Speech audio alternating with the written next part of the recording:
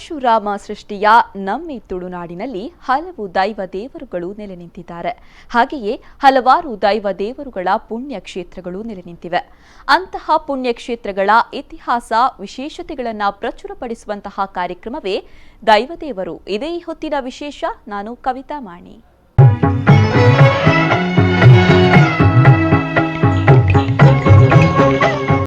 ಹಲವಾರು ದೈವ ದೇವರುಗಳು ನೆಲೆ ನಿಂತ ನಮ್ಮ ಈ ತುಳುನಾಡಿನಲ್ಲಿ ಅವೆಷ್ಟು ದೈವ ದೇವರುಗಳ ಕ್ಷೇತ್ರಗಳಿವೆ.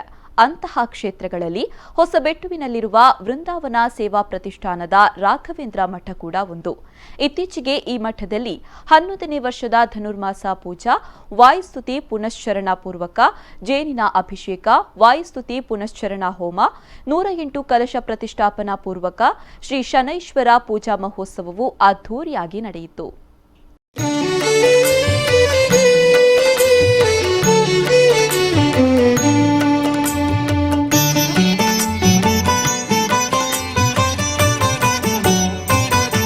ಕೀರ್ತಿಶೇಷ ಶ್ರೀ ಹರಿದಾಸ ರತ್ನ ಹೊಸಬೆಟ್ಟು ವಾದೀಶ ಆಚಾರ್ಯರ ಕನಸಿನಂತೆ ಭಕ್ತರಿಗಾಗಿ ಭಕ್ತರಿಂದ ಸರ್ವರ ಸಹಕಾರದಲ್ಲಿ ಭಕ್ತರಿಗೋಸ್ಕರ 1997ರಲ್ಲಿ ನಿರ್ಮಾಣಗೊಂಡ ಹೊಸಬೆಟ್ಟು ನವವೃಂದಾವನ ಸೇವಾ ಪ್ರತಿಷ್ಠಾನ ಕೀರ್ತಿಶೇಷ ಹರಿದಾಸ ರತ್ನ ವಾದೀಶಾಚಾರ್ಯರವರ ಸ್ಥಾಪಕ ಅಧ್ಯಕ್ಷತೆಯಲ್ಲಿ ಹೊಸಬೆಟ್ಟು ಪರಿಸರದಲ್ಲಿ ಶ್ರೀ ಗುರು ರಾಘವೇಂದ್ರ ಸ್ವಾಮಿ ಮಠ ಸ್ಥಾಪನೆಯಾಗಿದೆ.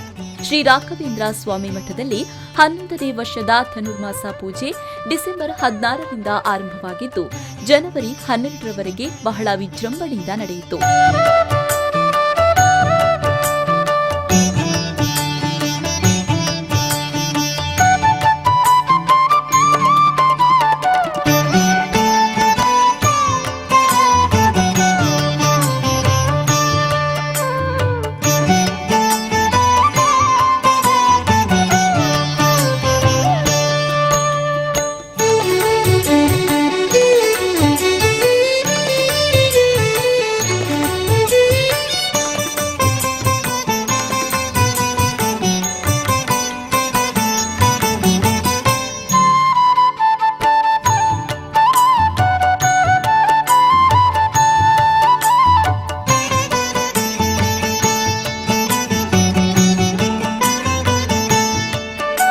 ಶ್ರೀ ಸನ್ನಿಧಾನದಲ್ಲಿ ಡಿಸೆಂಬರ್ 16ರಂದು 11ನೇ ವರ್ಷದ ಧನುರ್ಮಾಸದ ಪೂಜೆ, ಆಂಜನೇಯ ದೇವರಿಗೆ ವಾಯುಸ್ತುತಿ ಪುರಶ್ಚರಣ ಪೂರ್ವಕ ಜೇನಿನ ಅಭಿಷೇಕ, ತ್ರಿಮಧುರ ಗಣಹೋಮ, ಹನುಮಾನ್ ಚಾಲಿಸ್ ಪಾರಾಯಣ ನಡೆಯಿತು.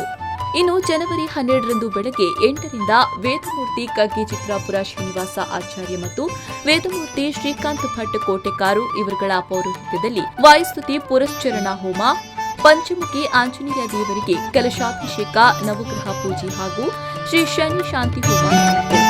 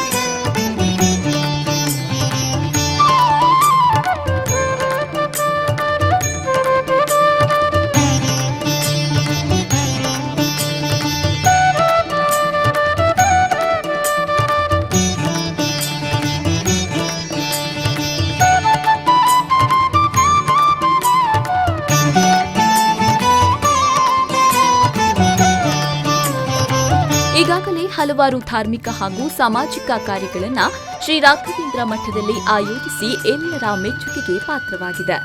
ನವಗ್ರಹ ಸನ್ನಿಧಾನದಲ್ಲಿ ನವಕಲಶ ಪ್ರತಿಷ್ಠಾಪನೆಯೊಂದಿಗೆ ನಿರಂತರ ಅಷ್ಟೋತ್ತರ ಅರ್ಚನೆ, 108 ಕಲಶ ಪ್ರತಿಷ್ಠಾಪನಾ ಪೂರ್ವಕ ಶ್ರೀ ಶನೈಶ್ವರ ಪೂಜಾ ಮಹೋತ್ಸವವು ಕಥಾ ಪ್ರವಚನ ಮಹಾಪೂಜೆ ಪ್ರಸಾದ ವಿತರಣೆ ನಡೆಯಿತು.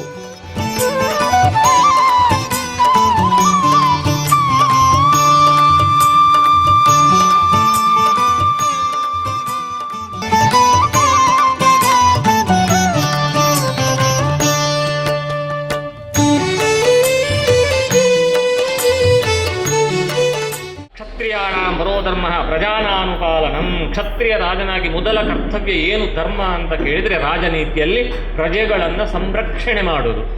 ಇದು ರಾಜನ ಮೊದಲ ಆದ್ಯ ಕರ್ತವ್ಯ. ಈಗ ರಾಜ ಆಡಳಿತ ಇಲ್ಲ, ಮಂತ್ರಿ ಆಡಳಿತ. ಈಗಿನ ಮಂತ್ರಿ ಆಡಳಿತ ನಾವು ಹೇಳಬೇಕಂತ ಇಲ್ಲ. ಹಾಗಾಗಿ ಈ ಕ್ಷತ್ರಿಯ ರಾಜನಾಗಿ ಏನು ಕರ್ತವ್ಯ, ಅದಕ್ಕೆ ಮನುಷ್ಯನಿಗೆ, ಮಾನವನಿಗೆ ಜನ್ಮಕ್ಕೆ ಬಂದಾಗಲೇ ಭಗವಂತ ನಿರ್ಣಯ ಮಾಡಿದ್ದಾನೆ, ಎಲ್ಲ ಜೀವರಾಶಿಗಳಿಗೆ ಕೂಡ. ಅದಕ್ಕೆ ಪ್ರಾಣಿ ಅಂತ ಹೇಳಿದ್ರೆ ಏನು, ಪ್ರಾಣ ಯಾವುದಕ್ಕೆ ಉಂಟು, ಅದು ಪ್ರಾಣಿ ಅಂತ. ಎಲ್ಲ ಜಗತ್ತಿನ ಜೀವರಾಶಿಗಳೆಲ್ಲ ಪ್ರಾಣಿಗಳೇ, ನಾವು ಕೂಡ ಪ್ರಾಣಿಗಳೇ, ನಮಗೆ ಪ್ರಾಣ ಉಂಟು. ಆದರೆ ಆ ಪ್ರಾಣಿಗಳಲ್ಲಿ ವಿಶೇಷ ಇರುವವರು ನಾವು ಮಾನವ ಅಂತ ಹೇಳಿದರು. ಹಾಗಾಗಿ ಎಲ್ಲ ಮನುಷ್ಯನಿಗೆ ಆಯಾಯ ಏನು ಮತ ಭೇದ ಧರ್ಮ ವ್ಯತ್ಯಾಸ ಇದ್ದರೂ ಕೂಡ ಪ್ರತಿಯೊಬ್ಬನಿಗೂ ಕೂಡ ಒಂದು ಕರ್ತವ್ಯ ಕರ್ಮ ಉಂಟು. ಆ ಕರ್ತವ್ಯ ಕರ್ಮವನ್ನು ಶ್ರದ್ಧೆಯಲ್ಲಿ ಮಾಡಬೇಕು. ಸ್ವಕರ್ಮಣ ತಮಭ್ಯರ್ಥ್ಯಂತಿ ಸಿದ್ಧಿ ವಿಂಧಂತಿ ಮಾನವಃ. ಕರ್ತವ್ಯ ಕರ್ಮವನ್ನು ಯಾರು ಸರಿಯಾಗಿ ಮಾಡ್ತಾನೆ ಅವ ಮೋಕ್ಷ ಹೊಂದುತ್ತಾನೆ. ಪ್ರಾಣಿಗಳು ಈಗಲೂ ಮಾಡ್ತಾರೆ ಅಲ್ವಾ? ಮನೆಯಲ್ಲಿ ದನ ಸಾಕಿದ್ರೆ ದನಕ್ಕೆಲ್ಲ ಕೊಡುವುದು ಎಂತದ್ದು ಕೇಳಿದ್ರೆ ನೋಡಿ, ಒಣ ಹುಲ್ಲು, ಇನ್ನು ಹಿಂಡಿ ಅಂತ ಶಬ್ದಾರ್ಥ ಗೊತ್ತಾಗ್ತದಲ್ಲ, ಎಲ್ಲ ಕಬ್ಬಿನ ಜ್ಯೂಸು ತೆಗೆದು ಹಿಂಡಿ, ಇನ್ನು ತೆಂಗಿನಕಾಯಿಯ ಎಣ್ಣೆ ಎಲ್ಲ ತೆಗೆದು ಹಿಂಡಿ, ನೆಲಕಡಲೆ ಅಥವಾ ಕಡಲೆಕಾಯಿಯ ಬೀಜದಿಂದ ಹಿಂಡಿ, ಎಲ್ಲ ಹಿಂಡಿ ಅದನ್ನು ನಾವೊಂದು ತುಳು ಭಾಷೆಯಲ್ಲೆಲ್ಲ ಕೊಜ್ಜಂಟಿ ಅಂತ ಬೇಡದ್ದು, ಅದನ್ನೆಲ್ಲ ದನಕ್ಕೆ ಹಾಕುದು. ಪಾಪ ನೀನು ಒಳ್ಳೆ ಪುಂಡಿ, ನಾನೆಲ್ಲ ಹಿಂಡಿ ಹಾಕಿದ್ದೇನೆ, ನನಗೆ ಕೊಡು ಅಂತ.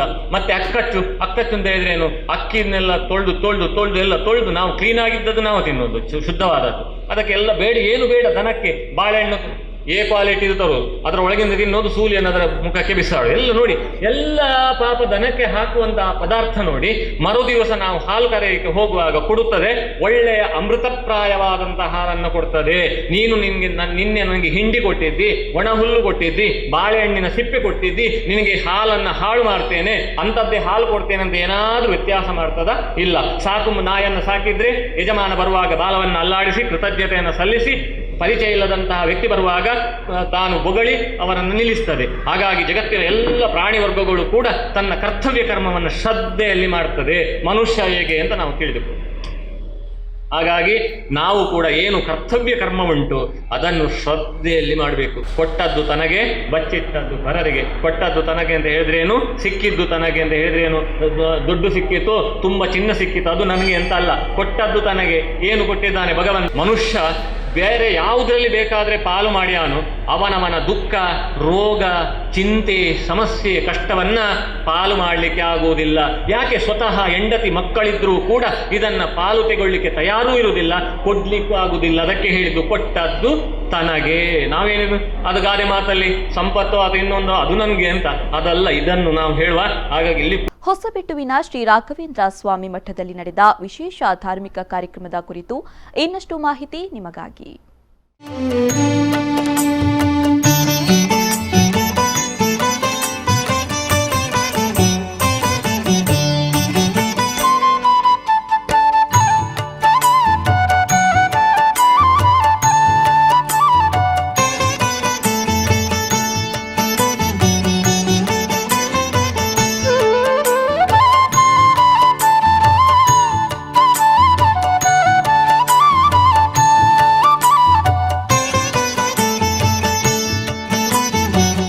ಸುಗುಣೇಂದ್ರ ತೀರ್ಥ ಶ್ರೀಪಾದಂಗಳ ಪುತ್ತಿಗೆ ಮಠ ಇವರ ಆಶೀರ್ವಾದದೊಂದಿಗೆ ಮಧ್ಯಾಹ್ನ 12 ಗಂಟೆಗೆ ಪೂರ್ಣಾಹುತಿಯೊಂದಿಗೆ ನೆರವೇರಿತು. ಈ ಎಲ್ಲ ಧಾರ್ಮಿಕ ಕಾರ್ಯಕ್ರಮಗಳಲ್ಲಿ ಸಾವಿರಾರು ಭಕ್ತರು ಪಾಲ್ಗೊಂಡು ಶ್ರೀ ಹರಿವಾಯು ಗುರುಗಳು, ಶ್ರೀ ಪಂಚಮುಖಿ ಆಂಜನೇಯ ದೇವರು ಹಾಗೂ ಶ್ರೀ ಶನೈಶ್ವರ ದೇವರ ಕೃಪೆಗೆ ಪಾತ್ರರಾದರು.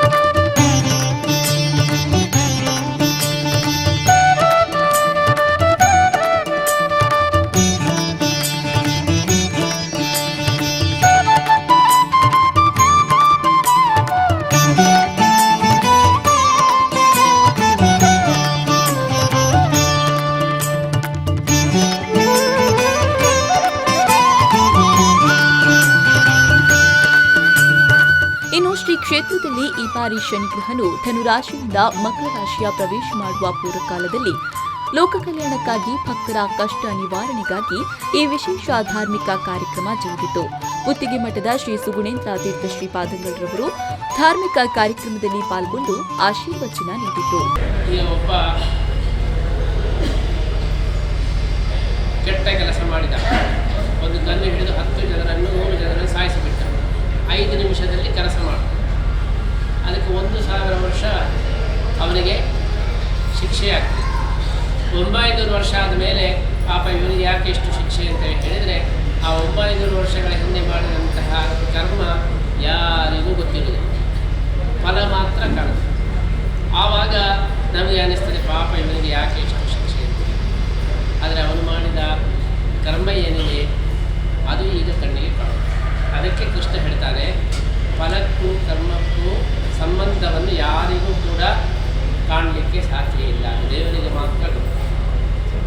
ಆದ್ದರಿಂದ ಒಳ್ಳೆಯ ಕೆಲಸವನ್ನು ಮಾಡ್ತಾ ಹೋಗಬೇಕು. ಅದರ ಫಲ ಯಾವಾಗ ಬರ್ತದೆ ಅಂದರೆ ಆ ಕಾಲ ಬಂದಾಗ್ತದೆ. ಪರೀಕ್ಷೆಯ ದಿವಸ ಬರೀತಾ ಹೋಗಬೇಕು ಚೆನ್ನಾಗಿ, ಆಮೇಲೆ 3 ತಿಂಗಳು ಕಾಯಬೇಕು ರಿಸಲ್ಟ್ ಬರಲಿಕ್ಕೆ. ಬೆನ್ನು ಕೆಟ್ಟದಿಷ್ಟ ತಕ್ಷಣ ನನಗೆಷ್ಟು ಮಾರ್ಕು ಅಂತ ಹೇಳಿದರೆ ಯಾರಿಗೂ ಹೇಳಿ, ಪರೀಕ್ಷೆ ಬರೆದು 3 ತಿಂಗಳಾದ ಮೇಲೆ ಆಮೇಲೆ ಯಾವ ದಿವಸ ಎಲೆಕ್ಷನ್ ಫಲ ಹೇಳ್ತಾರೆ ಅವತ್ತು ನಿಮಗೆ ಗೊತ್ತಾಗ್ತದೆ. ವೋಟ್ ಹಾಕಿದ ತಕ್ಷಣ ಈಗಲೇ ಯಾರು ಗೆದ್ದರು ಅಂತ ಹೇಳಿಕ, ಆಮೇಲೆ ವೋಟ್ ಹಾಕಿದ ಮೇಲೆ ಎಲ್ಲ ಆರಾಮವಾಗಿ ಎಲ್ಲ ಟೂರೆಲ್ಲ ಮಾಡಿ ಒಂದು ದಿವಸ ಫಿಕ್ಸ್ ಮಾಡಿರ್ತಾರೆ, ಇವತ್ತು ರಿಸಲ್ಟ್ ಅವತ್ತು ಗೊತ್ತಾಗ್ತದೆ. ಅಷ್ಟರ ತನಕ ಏನು ಮಾಡಿದರೂ ಕೂಡ ಗೊತ್ತಾಗೋದಿಲ್ಲ.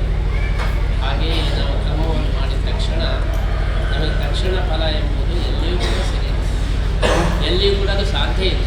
ಅದಕ್ಕೆ ಕೃಷ್ಣ ಹೇಳ್ತಾನೆ, ಕರ್ಮಣ್ಯೇವಾಧಿಕಾರಸ್ಥೆ ಮಾ ಫಲೇಷು. ಬರೆಯುವುದು ಸ್ಟೂಡೆಂಟಿನ ಕೆಲಸ, ಮಾರ್ಕ್ ಕೊಡೋದು ಅವನ ಕೆಲಸ ಅಲ್ಲ. ಅವನೇ ಬರೆಯುವುದು ಅವನೇ ಮಾರ್ಕ್ ಕೊಡಲಿಕ್ಕೆ ಸಾಧ್ಯ ಇಲ್ಲ. ಮಾರ್ಕ್ ಕೊಡೋದು ತಿದ್ದುವವರ ಕೆಲಸ.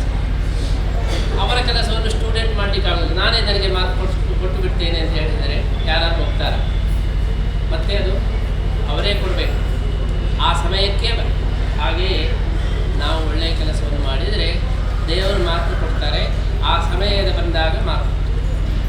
ಈಗ ನಾವು ಇವತ್ತೇ ಮಾರ್ಕ್ಸ್ ಬರಬೇಕು, ಇವತ್ತೇ ರಿಸಲ್ಟ್ ಬರಬೇಕು ಅಂದರೆ ಸಾಧ್ಯ ಇಲ್ಲ.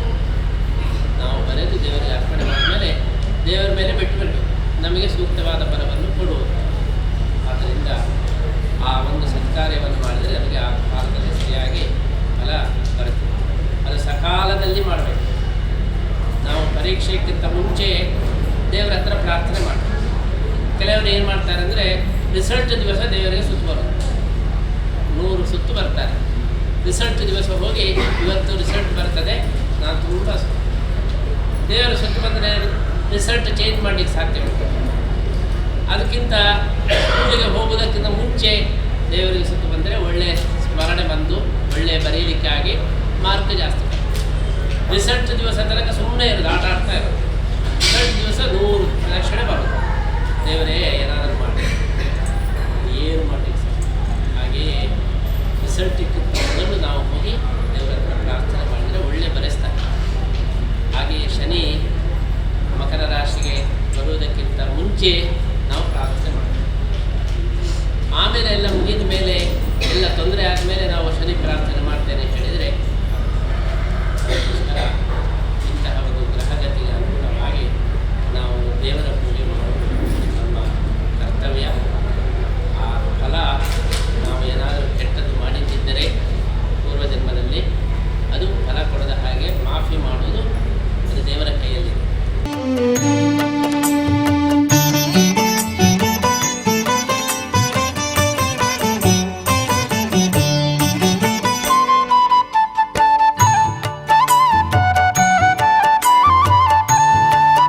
ಈ ಸಂದರ್ಭ ನವಬೃಂದಾವನ ಸೇವಾ ಪ್ರತಿಷ್ಠಾನ ಹೊಸಬಿಟ್ಟು ಶ್ರೀ ರಾಘವೇಂದ್ರ ಸ್ವಾಮಿ ಮಠದ ಅಧ್ಯಕ್ಷರಾದ ರಾಘವೇಂದ್ರ ಹೆಚ್ವಿ, ಪ್ರತಿಷ್ಠಾನದ ಉಪಾಧ್ಯಕ್ಷೆ ಕೆ ಕಲಾವತಿ, ಕಾರ್ಯದರ್ಶಿ ಶ್ರೀನಿವಾಸ್ ಕುಲಾಯಿ, ಟ್ರಸ್ಟಿಗಳಾದ ಹರಿಕೃಷ್ಣ ಸಾಲ್ಯಾನ್ ಮತ್ತಿತರರು ಉಪಸ್ಥಿತರಿದ್ದರು. ಇನ್ನು ಈ ಧಾರ್ಮಿಕ ಕಾರ್ಯಕ್ರಮದಲ್ಲಿ ಅನೇಕ ಭಕ್ತರು ಪಾಲ್ಗೊಂಡು ಸೇವೆ ಸಲ್ಲಿಸಿ ಹರಿವಾಯು ಗುರುಗಳು, ಶ್ರೀ ಪಂಚಮುಖಿ ಆಂಜನೇಯ ದೇವರ ಮತ್ತು ಶ್ರೀ ಶನೈಶ್ವರ ದೇವರ ಕೃಪೆಗೆ ಪಾತ್ರರಾದರು.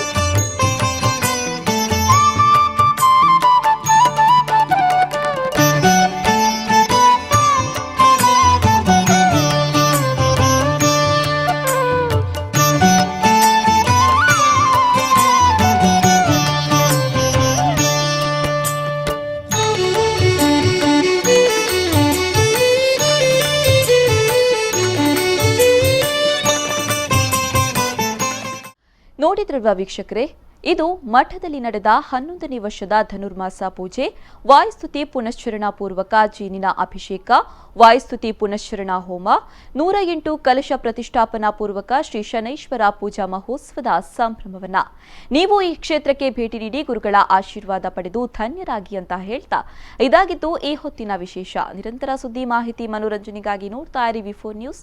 ಮುನ್ನುಡಿ ಮುನ್ನಡೆಗಾಗಿ.